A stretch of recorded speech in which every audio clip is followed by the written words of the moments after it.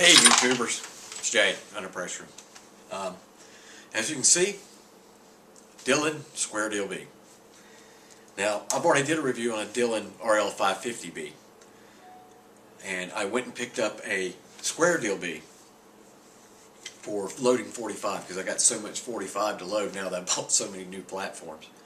The Square Deal B only loads pistol. It's a straight wall machine only. It will not load any bottleneck pistol rounds like 357 SIG. It's a great machine for an apartment. Let me show it to you and we'll do some reloading. As you can see, the table it's sitting on is from Harbor Freight. It was $20. $20. But let me tell you, you want to use your own screws. The ones they ship with it are like made out of plastic, I guess. The threads come right off. But for 20 bucks, you know, it's got, and you can build it with like 3 shelves. I just didn't put any shelves on it because I wanted to sit and do it. It's got little magnetic strips on it across the front. It's got the little plate there, and you can't see it, but there's supposed to be another one up in there, but I didn't put it in. Again, this was only going to be for reloading. It's only going to be for reloading. And then, depending on where you get your Dillon from, you know, you should always buy it from Dillon. But I got this one brand new, but through eBay, so I paid a little bit less. I got it for 45 ACP. I said that, didn't I? I'm rambling. I'm home with the flu. I feel like crap. And I decided to do a video. I have loaded, I got this a couple weekends ago, and I had to wait for the strong mount. They were back ordered. I got the strong mount. You don't have to put the strong mount on this. It'll actually, I had it mounted on the table, and it works pretty good. But the strong mount puts it up enough that, and it spreads the force out so the table's not as tippy because it's spread all out. What can I say? It's a Dillon. It's like a Glock. It's a sewing machine. I've reloaded since the mid-'80s. Up until a couple, 3 years ago, it was all single stage and manual turrets from Lee, who is the Walmart of the reloading world. A lot of people use Lee dies, even if they've got a higher cost machine, because the Lee dies are so good and inexpensive. I bought all Dillon stuff because you have to with this model. If you don't know about the Dillon Square B, it's a straight wall pistol case only. It's a small progressive machine. It's got automatic primer load, automatic powder load. As you can see, it's got this nice little bullet bin and a casing bin here. It works very well for what it is. This is not a big progressive machine that you can go from 308, you know, to Tokarov to 357 SIG to 45. It's not what this is designed for. This is designed for, you know, people that just shoot for fun, which is me, but I mean just shoot pistol. Well, I shoot rifle too. Or for competitive shooters who are just shooting, you know, like 9 minor, 9 major, 45, whatever. It's made to develop those loads.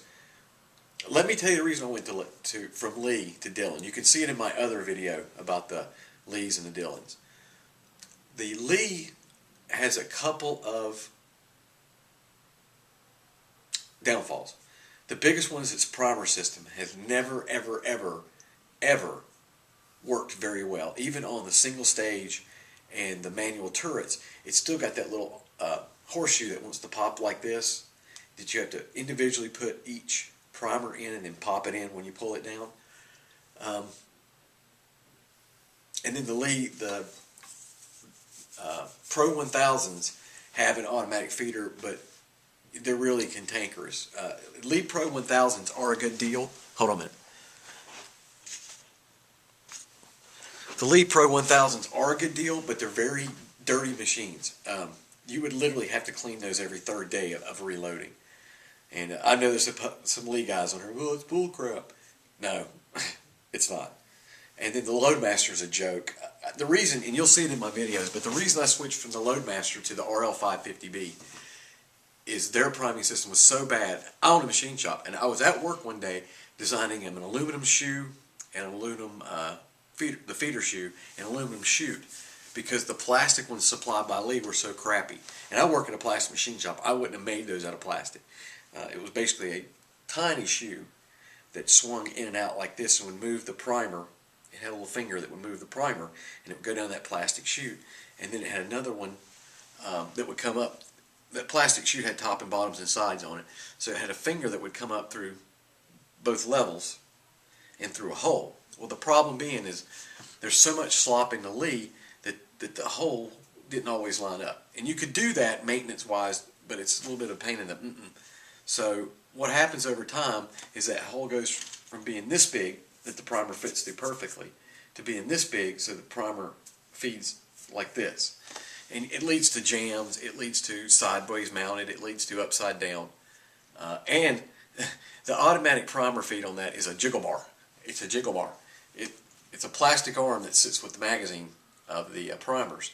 And on the side, as you pull the handle down, there's a little plate that goes by and goes and smacks it, and it shakes and the primers fall down.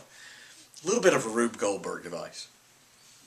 One of the things about the Lees, the 550 and this one, is the primer system freaking works every freaking time. The powder system with the Lees and the mini discs and the set discs and all that, and the variable powder feeders, they're good. They are good. But the Dillons have the repeatability. I'll show you how many 45s I've loaded. I think it's close to 1,500 rounds I've loaded. And it varies. Once you're running, it varies plus or minus 0.1 grain. And that may be because I'm in the middle, and you get that light, heavy. But let me tell you the downfall of all primer systems. If they sit for a while, or say you go off for the day, put the cover on it, come back the next day and start pulling rounds, the feed is going to be feeding heavy, because it's settled. It's settled down here in this funnel area. And that's true of the Lees too. So when you first start back up, you got to jerk it a few times, dump it back in, dump it back in, dump it back in. I'd say about the 7th time, weigh it. I've got this one set for 6.1 of unique. And typically it hits right at between 60.9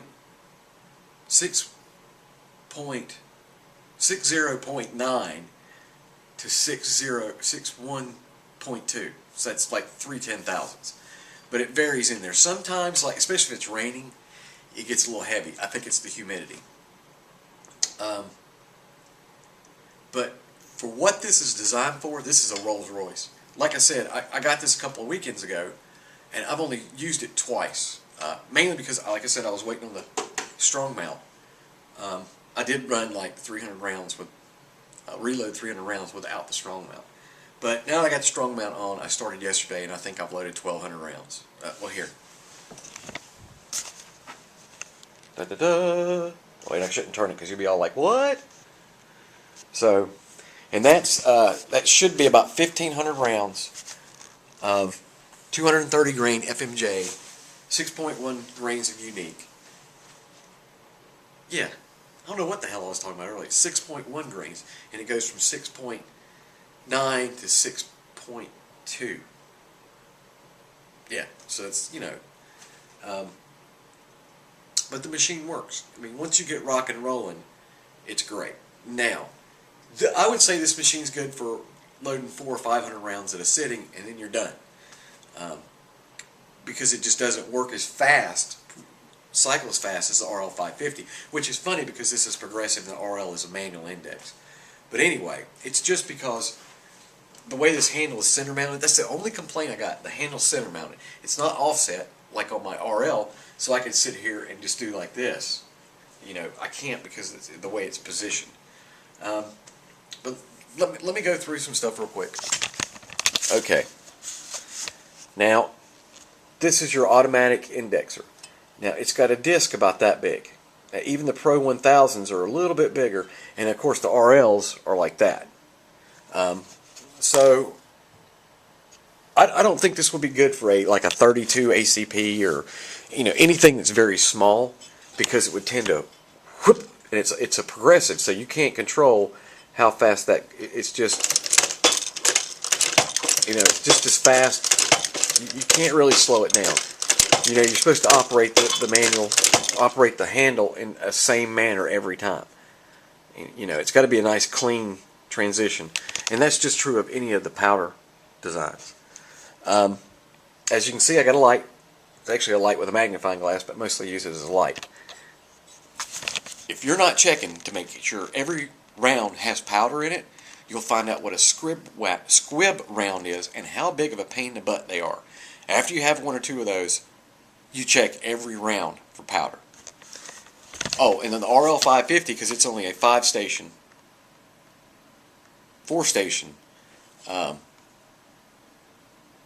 tool head, you can't do this. But on the bigger Dillons and the Lees and everything else that have more than 4 holes in the top, you can do what's called a powder check die, which is nothing more than a die that's got a spring-loaded little foot on it.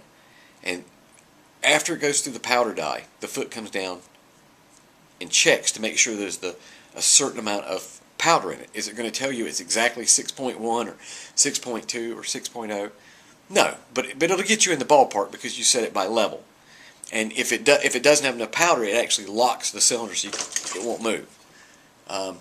And there's some electronic ones. I think Hornady makes one. Oh, and let me tell you, I tried the Hornady L&L, did not like it.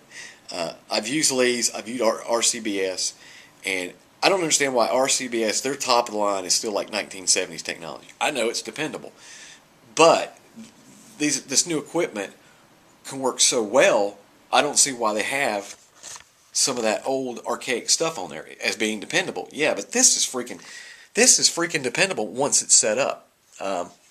So let me put a round through and you can see what I'm talking about. So first,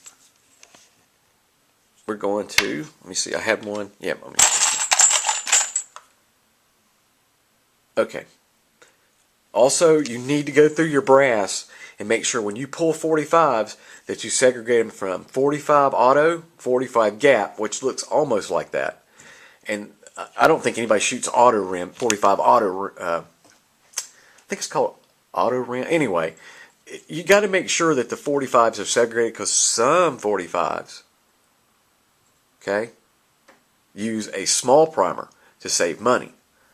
And most 45s, though, still use large primer, which you can change this out to make it work. So let's feed one in, okay, see it there. Let's see if it'll do its other annoying habit. You ready? And that's where the shell just does not want to. Nope, it went through that time. Sometimes the shell gets cockeyed.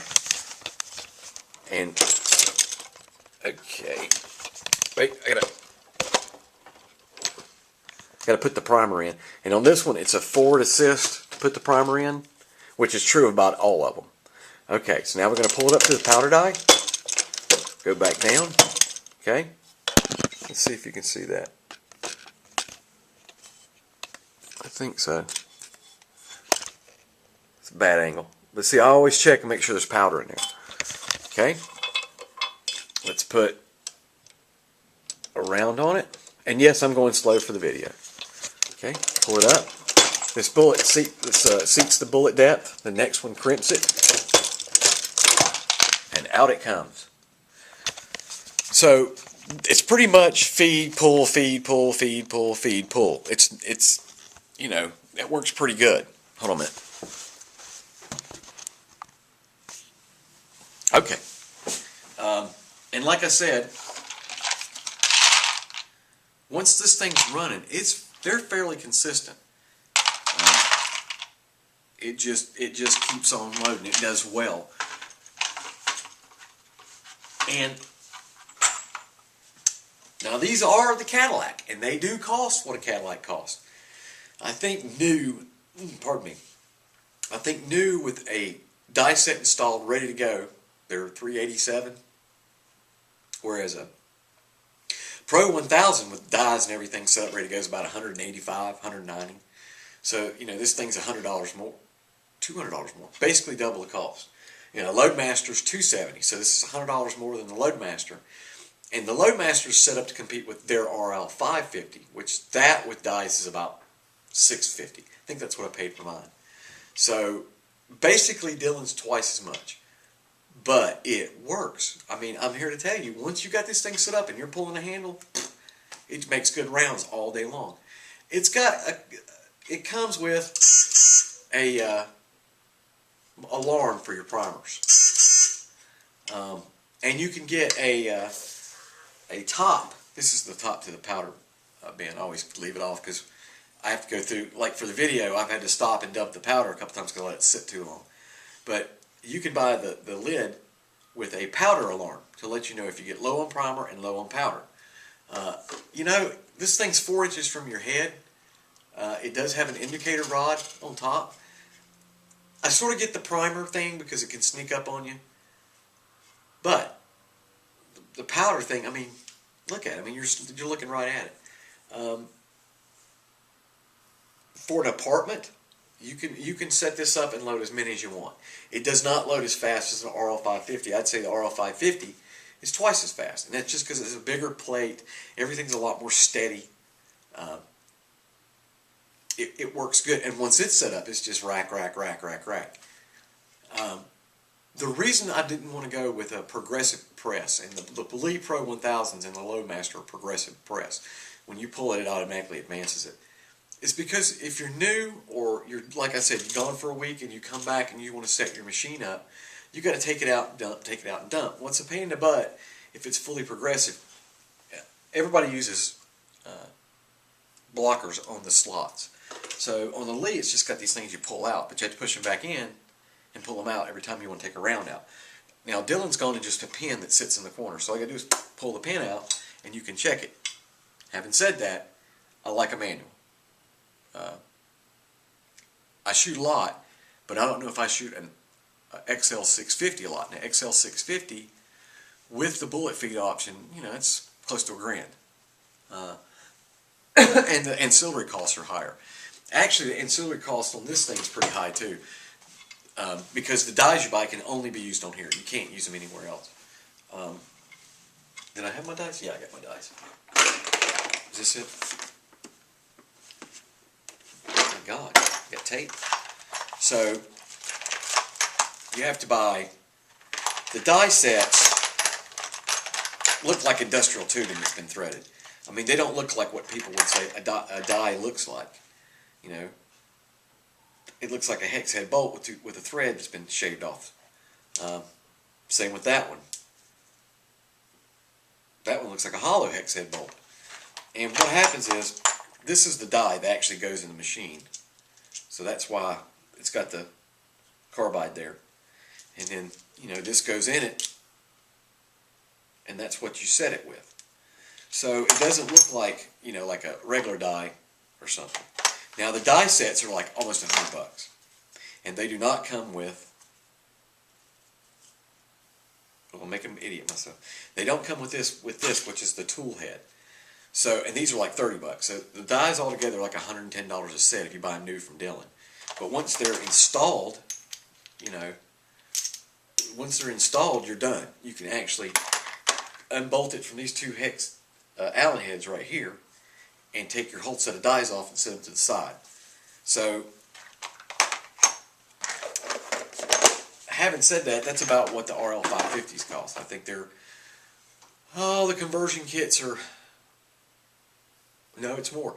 Conversion kits are $35 to $50, I think. The dies are anywhere from $65 to $130 if you're going for the carbide rifle ones. And then the tool heads are $30. But on an RL, you want to invest in it. This one, I don't know. I mean, I got 2 used sets of dies, and they came with a tool head, so I don't have to worry about it.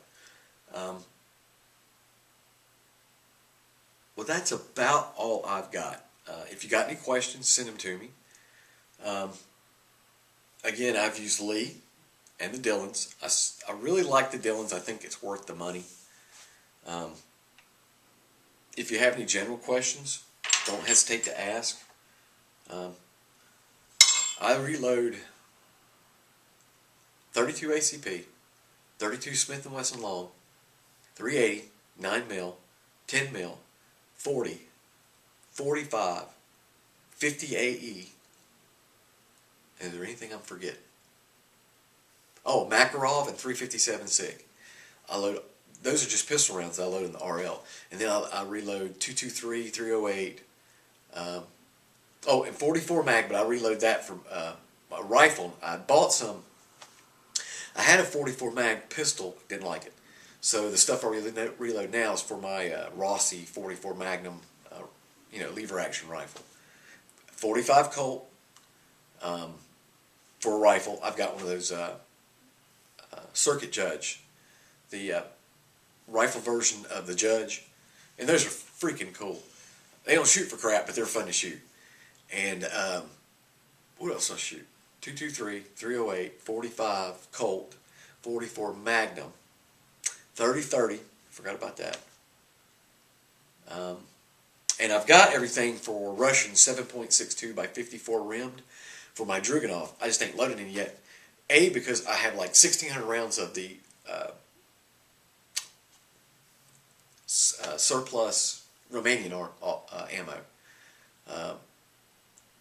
And brass is hard to get for that right now. I mean, it's getting better. Over the last year, it's gotten a lot better. But I haven't got to that point yet. So, I mean, I reload a lot on the RL and on here.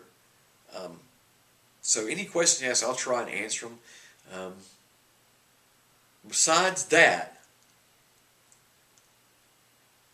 that's it. I got 2 new guns. I picked up a PF9 Keltec, the little skinny 9mm. Holy crap, does that have some shrink to it, boy. Wow. And I got a real Colt M1991 A1, which was made in the 90s, and it was an attempt at Colt to make a less expensive 45. It's no less quality. I picked it up, the guy had run 200 rounds to it since he bought it new in the 90s, and it's just as tight as, I shouldn't say that, but it shoots really well. It's a 45. I shoot 1911 platforms really well. And if I get a chance, I'm going to do a tabletop of those. I've just been sick and real busy lately because of the weather. The hurricane's coming. It's not going to hit us, but it changed our weather to cold and wet. We may actually have snow flurries tonight. And I live in North Carolina. But anyway, I just want to put that out there. Give me a thumbs up. Give me a recommend. Subscription.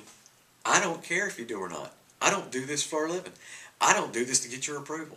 I do this because it's fun. I like reloading. I like shooting. So I get to go out there and blah, blah, blah about everything I do. So if you like it, fine, thumbs up me. If you don't, I don't care. Don't thumb it down me because it's not your opinion of what it should be. But besides that, have a good night. I'll talk to you later.